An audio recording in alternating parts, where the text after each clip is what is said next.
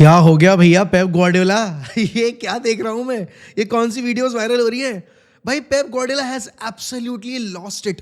He is going against the fans यहाँ पर, या फिर कोई अगर उनको कुछ रास्ते चलते बोल रहा है. I haven't seen this side of Pep Guardiola.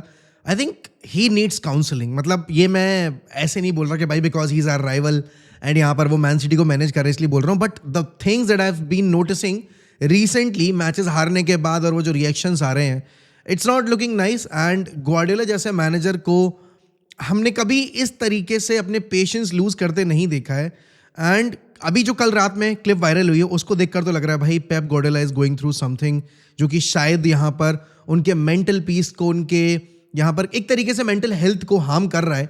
I don't know whether it is related to the form on the pitch Man City के प्लेयर्स के रिगार्डिंग, या फिर कुछ और उनकी लाइफ में चल रहा है. But things are not looking good. And Jose Mourinho ने तो भाई कल पप्पी ले ली है यहाँ पर पेप ग्वार्डियोला की. एंड कुछ डिग्स लिए गए थे ग्वार्डियोला के एंड से.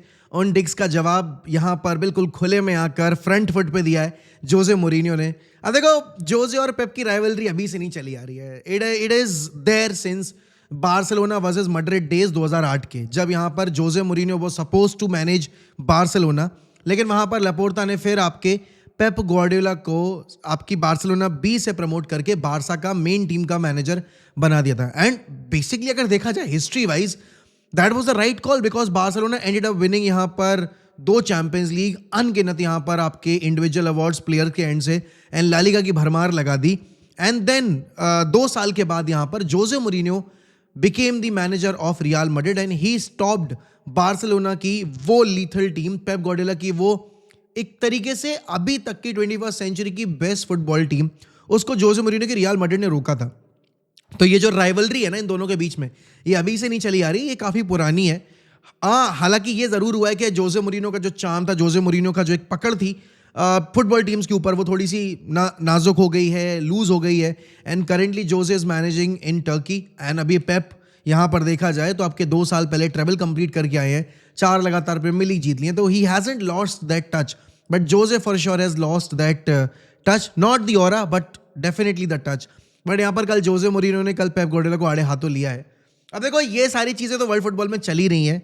इसके अलावा यहाँ पर यूनाइटेड को आज खेलना है नॉटिंघम फॉरेस्ट से. नॉटिंघम फॉरेस्ट और हमारे बीच में ज़्यादा फासला नहीं है, सिर्फ 3 पॉइंट का फासला है. और नॉटिंघम यहाँ पर अगर आप देखोगे रिसेंट वीक्स में लगातार पॉइंट्स ड्रॉप करती हुई आ रही है. ऑल्दो हम भी अपना पिछला मुकाबला हार गए आर्सेनल से, लेकिन अगर हम पिछले 8 मुकाबले देखें तो पिछले 8 मुकाबलों में यूनाइटेड ने सिर्फ 1 गेम हारा है, and that too against Arsenal. तो यहाँ पर काफ़ी बड़ी अपॉर्चुनिटी है यूनाइटेड के पास. अगर वो आज का मुकाबला जीतते हैं तो वो नॉटिंघम फॉरेस्ट से ऊपर चले जाएंगे, बिकॉज नॉटिंघम का जो जीडी है वो है 0, हमारा जीडी है +2. तो अगर हम ये मुकाबला जीतेंगे तो हम यहाँ पर पॉइंट्स टेबल में बराबर होंगे नॉटिंघम के, लेकिन यहाँ पर हमारे जीडी की बदौलत हम उनसे ऊपर चले जाएंगे लीग टेबल में. अब देखो, बहुत कुछ हुआ है इस हफ्ते में यूनाइटेड के साथ. आपने देखा कि हम पहले आर्सेनल से हार गए एंड उस हार में हमने कुछ क्रिएट नहीं किया था. तो जो भी लोग यहाँ पर आर्सेनल को सेट पीस एफसी बोल रहे हैं, भाई उनको ये चीज़ एक्सेप्ट करनी पड़ेगी that United did nothing in that game to win that game. हालांकि यहाँ पर जो एक्जी क्रिएट हुआ आर्सेनल के एंड से, उसमें मेजॉरिटी पोर्शन जो था वो सेट पीसेस के थ्रू ही क्रिएट हुआ. बट भाई that's part of football. You simply can not say कि अगर एक टीम पर्टिकुलर एंड पे ज़्यादा बेटर है तो वहाँ पर आप उसके क्रेडिट को डिस्कार्ड कर दोगे. ऐसा नहीं हो सकता. आपको यहाँ पर उनको डिजर्विंग क्रेडिट देना ही पड़ेगा. अब समझना ये यहाँ पर यूनाइटेड को कि अभी जो इस हफ्ते में उन्होंने फेस किया आर्सेनल के अगेंस्ट, वो यहाँ पर नॉटिंघम के अगेंस्ट भी फेस कर सकते हैं. बिकॉज आप देख रहे हो उनके पास क्रिस वुड जैसा स्ट्राइकर है जो अभी प्रीमियर लीग में गोल स्कोरिंग फॉर्म को बहुत अच्छे से पकड़ा हुआ है. एंड सबसे इंपॉर्टेंट चीज़ यहाँ पर आपका जो डिफेंसिव सेटअप था, आप जो जोनल मार्किंग की ट्राई कर रहे थे, वो पूरी आपकी एक्सपोज हो गई है. तो नॉटिंघम के अगेंस्ट आप सेम गलतियां नहीं कर सकते. एंड देखो, अभी इस हफ्ते में ना जो हमने लेडी कैथी को बेसिकली लूज़ किया है, she worked at the club for 56 years. मतलब आप सोच रहे हो ऑलमोस्ट 6 डेकेड्स उन्होंने अपने जो थे वो दे दिए क्लब को. She was at the club since 1968, वही साल जहां पर हमने अपना पहला यूरोपियन टाइटल जीता था. वो उन्होंने हमारी टीम की पूरी लेगेसी फेस की है. मतलब वो बसबी बेब्स का जाने के बाद का जो सफ़र था, हमने जो पहली यूरोपियन चैंपियनशिप जीती थी वो उस साल में मौजूद थी. उसके बाद हम रेलीगेट हुए, हम वापस से रीस्टैब्लिश हुए. रॉन एटकिंसन वाला टाइम पीरियड जहां पर हमने FA कप जीता था, लिवरपूल को ट्रेवल कंप्लीट करने से रोका था. फिर सर एलेक्स का टाइम पीरियड, पूरी उनकी 26 साल की जर्नी, और उसके बाद से लेकर अभी तक जो कुछ हमने फेस किया था, everybody was emotional and everybody should be emotional. कल रूबन एमरिम से भी पूछा गया तो उन्होंने कहा कि 7 साल पहले जब मैं इंटर्नशिप करने आया था, she greeted me with warmth, with love, and that's the case. मतलब even the players, who are not part of the club anymore, and even the players who had a fallout with the fan base or who had a fallout with the manager were also very sad about the passing of Lady Cathy. And आपने वो चीज़ Jadon Sancho के end से देखी है. And बहुत देखो, पता है बहुत ही ज़्यादा एक आप समझ सकते हो कि कितना पावरफुल कैरेक्टर रहा होगा कैथी का, कि यहाँ पर जो प्लेयर्स इतने साल पहले जा चुके हैं, जो प्लेयर्स बहुत कम टाइम के लिए भी खेले हैं, उनको भी यहाँ पर उनके जाने का दुख है. तो ये जो आज का मैच है, इस आज के मैच में जो हमारी विक्ट्री होगी, that will be dedicated to obviously her and to all the people who have associated themselves with the club for so long. And देखो, पिछले एक हफ्ते के बाद यहाँ पर रूबन एमरिम चाहेंगे कि एक डोमिनेंट डिस्प्ले देखने को मिले. अब टीम सिलेक्शन की बात आएगी अगर, तो ऑब्वियस सी बात है यहाँ पर आंद्रे ओनाना गोल कीपिंग डिपार्टमेंट को संभालेंगे. अब देखो, आर्सेनल वाला मुकाबला तो हम हार गए थे, लेकिन उस आर्सेनल वाले मुकाबले में ना हमें हमारे एक प्लेयर को देखने का मौका मिला बहुत टाइम के बाद. यहाँ पर प्री सीजन टूर पे हमने लेनी योरो को थोड़ा सा देखा और हमें काफ़ी अच्छी परफॉर्मेंस देखने को मिली थी. बट यहाँ पर हमें आर्सेनल वाले गेम में लेनी योरो को प्रॉपरली प्रीमियर लीग का डेब्यू करते देखने का मौका मिला, और इसीलिए आज नॉटिंघम फॉरेस्ट वाले मैच में यहाँ पर आपके लेनी योरो स्टार्ट कर सकते हैं. अब जैसे कि हमने देखा था, यहाँ पर माजुरू अभी तक राइट सेंटर बैक खेल रहे थे, लेकिन अब क्योंकि लेनी योरो अवेलेबल है और पिछले गेम में उन्होंने कुछ मिनट्स निकाले हैं आर्सेनल के against and he looked very very good.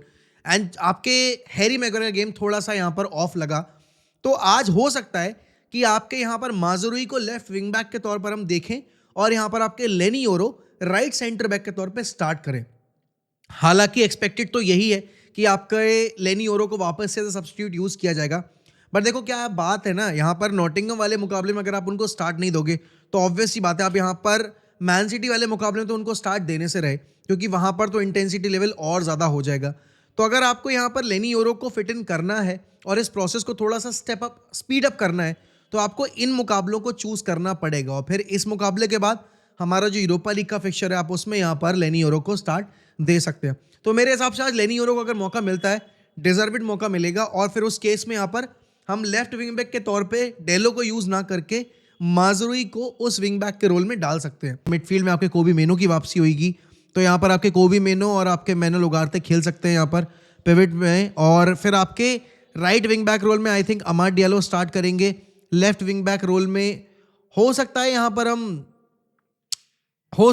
पर हम देखें कि भाई आपके मलासिया को स्टार्ट दिया जाए, बिकॉज लूक शॉ तो एब्सेंट है, लूक शॉ को तो नहीं मिलेगा. डिएगो डेलो भी खेल सकते हैं आपके लेफ्ट विंग बैक के तौर पे. बट यहाँ पर उसके बाद मेसन माउंट स्टार्ट करेंगे या ब्रूनो स्टार्ट करेंगे, बिकॉज ब्रूनो हैड मैं बोलूँगा very average game, but Mount look good, Mount look decent. And Amorim के सिस्टम में जो हमें एक प्रेस करने का तरीका चाहिए है, या फिर हमें एक इंटेंसिटी मेंटेन करने वाला एक प्लेयर चाहिए, वो मेसन माउंट के एंड पे हमें मिलता है. देन आपके यहाँ पर दूसरे फॉरवर्ड होंगे ऑब्वियसली मेरे हिसाब से Marcus Rashford, and then up top आपके खेलना भी चाहिए रास्मस हॉयलैंड को. हो सकता है जोशुआ ज़र्क्ज़ी भी खेलें, बिकॉज हर मैच में हम रोटेशन देख ही रहे हैं. बट आई फील यहाँ पर रास्मस हॉयलैंड का खेलना ज़रूरी है, बिकॉज पिछले मुकाबले में हॉयलैंड की गलती नहीं थी, उनको जब बॉल ही फीड करने को नहीं दी गई, उनको यहाँ पर कुछ हमने प्रोवाइड ही नहीं किया, तो फिर आप कैसे एक्सपेक्ट करोगे कि हॉयलैंड यहाँ पर कुछ कर सकते थे अपने एंड से इंडिविजुअल बेसिस पे. बिकॉज अगर वो करना भी चाहते तो उसके लिए उनको बॉल तो मिलनी चाहिए थी ना. पूरे टाइम हमारी बॉल जो थी वो आपके वाइड फॉरवर्ड्स के पास ही रही है. अब देखो, ये सबसे बड़ा आज यहाँ पर चैलेंज इसलिए होगा बिकॉज लो ब्लॉक खेलेगी यहाँ पर नॉटिंघम फॉरेस्ट और काउंटर बैट करेगी, और उनके पास काउंटर बैट करने वाले प्लेयर्स हैं. अगर आप देखोगे एंथनी एलेंगा, वो तो एजेंडा लेके खेल रहा है कि भाई मुझे जितने बार आना है इनके अगेंस्ट, मुझे उतने बार इनको खून के आंसू रुलाने हैं. तो यहाँ पर यूनाइटेड के लिए बहुत ज़रूरी है कि वो इन टीमों के अगेंस्ट पॉइंट्स ड्रॉप ना करें. और देखो, अभी भी ना सीजन बहुत बचा हुआ है, मतलब अभी कुछ नहीं बिगड़ा है, अभी बहुत कुछ आपके कंट्रोल में है, लेकिन वो कंट्रोल आपको अब कमांड में लेना पड़ेगा एंड आपको ये गेम्स जीतने पड़ेंगे, क्योंकि इसके अगला मुकाबला जो आपका है वो है मैन सिटी के अगेंस्ट. तो यहाँ पर आपको पता है भाई, आप अब पॉइंट्स ड्रॉप अगर करोगे तो मैन सिटी वाले गेम में तो आप ऑब्वियसली बात है बैकफुट पे ही जाओगे.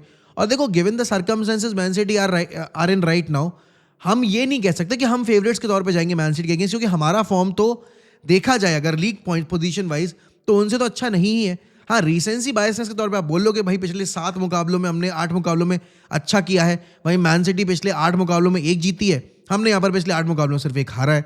तो वो अगर पैरेलल्स ड्रॉ करोगे तो आप कहोगे नहीं भाई, we are in a very good form.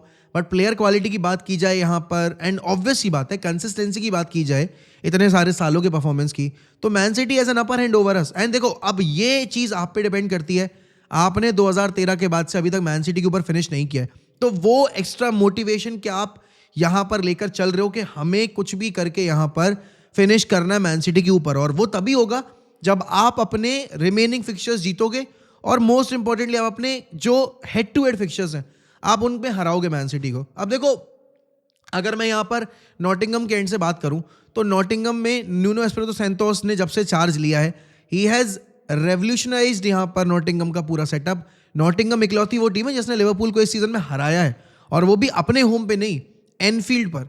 Obviously यहाँ पर यूनाइटेड के ऊपर होगा प्रेशर, बिकॉज आप लगातार 2 गेम वीक्स में पॉइंट ड्रॉप नहीं कर सकते और एक्सपेक्ट नहीं कर सकते कि आप यहाँ पर इसके इन परफॉर्मेंसेस के बाद यहाँ पर क्वालिफाई कर जाओगे यूरोपियन प्लेसेस के लिए। एंड भाई यूरोपियन प्लेसेस क्वालिफाई करना बहुत ज़रूरी है, बिकॉज रूबन एमरिम के इस स्क्वाड में उनके प्ले स्टाइल को अगर ध्यान में रखा जाए तो बहुत शॉर्टेज है क्वालिटी के एंड पे। तो अगर हमें वो क्वालिटी अपग्रेड करनी है तो डेफिनेटली हमें यहाँ पर क्वालिफाई करना पड़ेगा यूरोपियन प्लेसेस में, तभी जाकर हमारा बजट थोड़ा बेटर होगा। क्योंकि आप अगर देखोगे यहाँ पर जो हमारे लिंक्स आ रहे हैं प्लेयर्स के साथ, अब जैसे अल्फोंसो डेविस की बात आ रही है, तो अल्फोंसो डेविस में यहाँ पर अगर आप देखो जर्मन सोर्सेज बोल रहे हैं कि अल्फोंसो डेविस ने नया कॉन्ट्रैक्ट एग्री कर लिया है बायर्न के साथ, बट यहाँ पर फेब्रिजो बोल रहे हैं अभी ऐसी कोई अपडेट नहीं है, ऑप्शंस ओपन है और यूनाइटेड के रडार पर है अल्फोंसो डेविस। और यहाँ पर यूनाइटेड पूरी कोशिश कर रही है कि अल्फोंसो डेविस कॉन्ट्रैक्ट से मिलकर एक डील एग्री करी जा सके। अब देखो जब डील एग्री होगी तो ऑब्वियस ही बात है आपको यहाँ पर थोड़े से अपने कंफर्ट जोन से निकलकर उनको वेजेस देने पड़ेंगे, और जब आप वो वेजेस उनको प्रोवाइड करोगे तो आपको अपने ट्रांसफर बजट से सेक्रीफाइस करना पड़ेगा थोड़ा। तो अगर आपको वो कॉम्प्रोमाइज़ नहीं करना है तो आपको यहाँ पर ट्राई करना पड़ेगा चाहे जो भी करके कि भाई हम यूरोप में क्वालिफाई करें। और अभी आर्सेनल चेल्सी की फॉर्म देखते हुए आप नहीं बोलोगे यहाँ पर कि वो पॉइंट्स ड्रॉप करेंगे या फिर वो टॉप 4 के प्लेसेस से बाहर निकलेंगे। चेल्सी ज़्यादा कन्विंसिंग लग रही है मुझे, अब मैं सही बताऊँ तो आर्सेनल के कंपैरिजन में, बिकॉज चेल्सी की परफॉर्मेंस में हमने लिटरली हर हफ्ते के बाद इंप्रूवमेंट देखा है, वो चीज़ हमें आर्सेनल के एंड से देखने को नहीं मिल रही है। आर्सेनल यहाँ पर ऑब्वियस बात है जिस पोजीशन पर है वो उनसे एक्सपेक्टेड ही था, क्योंकि 2 साल लगातार टाइटल चैलेंज करने के बाद अगर वो तीसरे साल में एंटर करते में नहीं फाइट कर पा रहे हैं यूरोपियन प्लेसेस के लिए, टॉप 4 प्लेसेस के लिए, तो फिर आर्टेटा कैसे सही मैनेजर बनेंगे प्रोजेक्ट के लिए, राइट। बट यहाँ पर एमरिम के ऊपर प्रेशर नहीं होना चाहिए, प्लेयर्स के ऊपर प्रेशर होना चाहिए कि भाई अगर हम परफॉर्म नहीं करेंगे तो हमें यहाँ से क्लब से हमारा पत्ता साफ होता दिख सकता है। तो देखो आज का मुकाबला तो इसमें मेरे हिसाब से रूम फॉर एरर है ही नहीं। आप चाहे जैसे भी जीतो, गिरते पड़ते कैसी फुटबॉल खेल के जीतो, बट आपको आज का मुकाबला जीतना ही पड़ेगा। बिकॉज अगर आज आपने पॉइंट्स ड्रॉप किए तो फिर आप ये मान के चलो कि आप अपने विंटर मार्केट के बजट से भी कॉम्प्रोमाइज़ कर ही रहे हो, क्योंकि भाई विंटर मार्केट में इंसान तभी पैसा खर्च करने को तैयार होगा ना जब आप यहाँ पर देखोगे कि भाई चलो स्टेबल पोजीशन में यूरोप क्वालिफाई हो सकता है और समर में हमें यहाँ पर इतना अमाउंट रेवेन्यू के थ्रू अर्न करने का मौका मिलेगा। तो यहाँ पर आपको भाई अभी जो आने वाले गेम्स हैं आपके प्रीमियर लीग के, उनमें आपको सारे गेम्स में जीतना ही पड़ेगा, और वो मैनेजर के ऊपर प्रेशर नहीं होना चाहिए, वो आपके प्लेयर्स के ऊपर प्रेशर होना चाहिए। बट देन अगेन हमने देखा है भाई प्लेयर्स के ऊपर प्रेशर चाहे हम जितना भी डालने की कोशिश करें वो कभी उस प्रेशर को लेते नहीं है। तो होपफुली यहाँ पर हमें आज अच्छा मुकाबला देखने को मिले। वॉच अलॉन्ग तो हम डेफिनेटली करेंगे आपके साथ यहाँ पर बैठकर, और आज के वॉच अलॉन्ग में आपको एनर्जी भी देखने को मिलेगी। पिछले मुकाबले में तो भाई इतना लेट फिक्चर था कि नींद आ रही थी बहुत ज़बरदस्त। लेकिन हाँ, अगर आप चैनल पर नए हैं तो please do subscribe to 1MUFC। Subscriber का काउंट जो है वो बहुत स्लो हो गया है, तो मैं आपसे अर्ज करूंगा कि आपने जिस तरीके से नवंबर के महीने में सपोर्ट किया था चैनल को, वैसा सपोर्ट आप जारी रखें। बहुत कुछ है अभी यहाँ पर आपके लिए, तो काइंडली डू लाइक द यहाँ पर video, comment as much as you can, so that हमारा जो वीडियो है वो एल्गोरिदम में आए, एंड डेफिनेटली सब्सक्राइब करना तो आप बिल्कुल भूलिएगा ही मत। बाकी मैं मिलता हूँ आपसे शाम में वॉच अलॉन्ग के ऊपर। ध्यान रखिए अपना, बाय बाय, टेक केयर।